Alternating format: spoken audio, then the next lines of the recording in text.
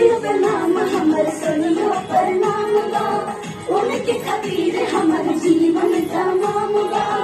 सकल पुरा मोरे मन